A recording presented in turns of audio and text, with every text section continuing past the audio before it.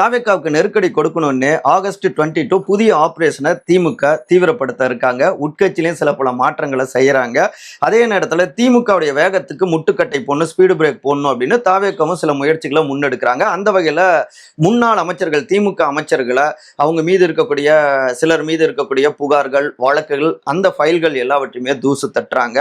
அதுல குறிப்பா முன்னாள் அமைச்சர் திரு சேகர் பாபு, அவரு இங்க வட சென்னையில திமுக பொறுப்பாளராக இருக்காரு இல்லையா, அந்த நேரத்துல பரப்புரைக்கு இப்ப இருக்கக்கூடிய சிஎம் திரு ஜோசப் விஜய் அவருக்கு சில பல நெருக்கடிகள்லாம் கொடுத்தாங்க. அதை இன்னும் தாவேக்கா மறக்கல.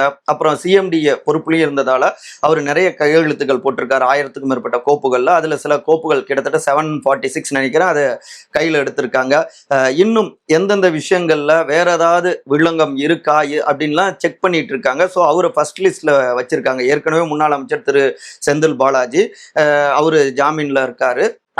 இவங்களை தொடர்ந்து மைய மாநகரம், தமிழ்நாட்டுடைய மைய மாநகரம், மேற்கு மண்டலத்துல 2 மாஜிக்கல் அப்படின்னு ஒரு 5 பேரை இப்ப தீவிரமாக டார்கெட் பண்ண தொடங்கியிருக்காங்க. இவர்களுக்கு சில நெருக்கடிகள் கொடுத்தா அதன் மூலமாக திமுகங்கிறது ஒரு முறைகேடு செய்த ஆட்சி அப்படிங்கிற இமேஜ் உருவாகும்.